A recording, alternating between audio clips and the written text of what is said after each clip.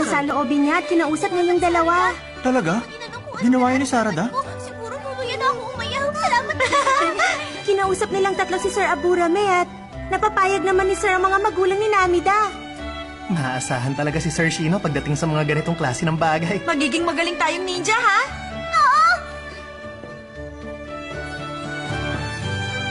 Maraming salamat sa tulong mo, ha? Nako, wala yun. Maliit na bagay. Narinig ko naman ang kwento nilang lahat. Masaya na ako ron. Ano? Kwento nilang lahat? Oo, tama ka. Dahil sa interview, nalaman ko may kanya-kanya na silang plano.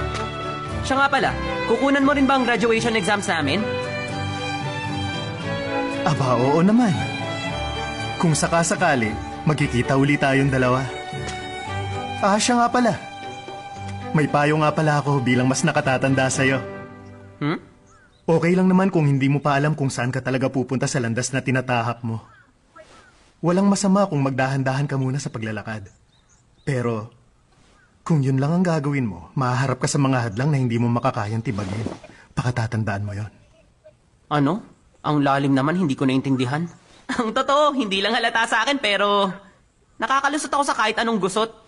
Kaya alam ko magagawa ako magpatuloy sa buhay. Sige na! Makikita mo, ako ang mangunguna sa exams namin. Kaya dapat gawan mo ako ng magandang article, ha? Siguro hanggang ngayon ikaw ay...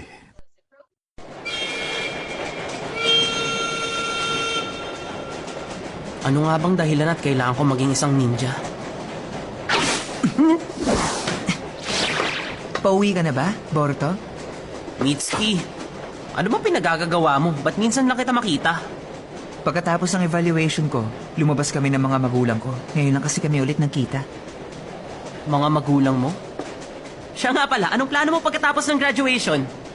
Plano? Pwede akong bumalik sa bayan ng Otto pero gusto ko muna maging ninja rito. Nagpaalam na ako sa mga magulang ko. Sabi ko sa kanila, dito na lang muna ako. Talaga?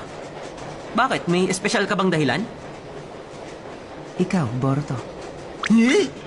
Gusto kong dumito muna para mabantayan kita. Hindi mo siguro napansin pero nagbago ang lahat ng tao sa paligid mo dahil sa mga ginawa mo. Lahat ng tao? Si Denki, si Iwabe, at ang class rep natin. Kung wala ka, malamang hindi ko rin nasabi kung anong gusto kong gawin sa buhay.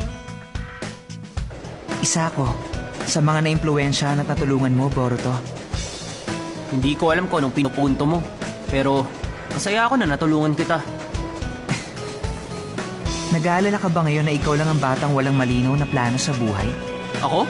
Nag-aalala? Sige na nga. Hindi na ako magmamaang-maangan pa. Medyo apektado nga ako.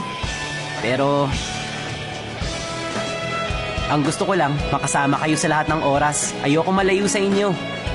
Kaya, kahit hindi ko matagpuan ang sagot ngayon, magiging ninja ako habang nag-iisip ng plano. O ano? Okay ba sa iyo yung ganong plano? Eh kung yun ang gusto mo eh. Ang mahalaga lang naman, may direksyon ka sa buhay. Isa pa, sa mga panahong ito kasi, sobrang saya na ating lahat. Kaya nga, magiging isa ako ninja para patuloy ako makapagpasaya kasama kayo mga kaibigan ko dito sa Kono, ha? Okay na siguro yun ngayon, kesa walang plano. Bahala ka. Ikaw naman yan eh. Hindi ako makapaniwala. Ano bang pumasok sa isip mo at nagawa mo yun? O bakit? Masama ba? Gusto kong makilala at makausap ang mga bata bago ang graduation exams at may iba pa akong dahilan.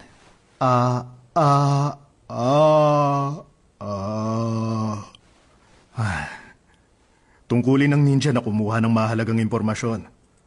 At saka isa pa, chismoso ako eh. Hindi ka pa rin pala nagbabago, Master Ika-anim.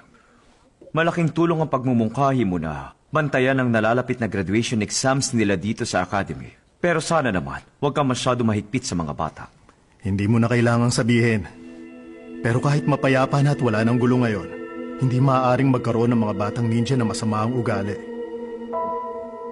Ngayon, iniisip ko kung ilan sa kanila ang mananatiling nakatayo. Dahil ang exam na ibibigay ko ay medyo mahirap.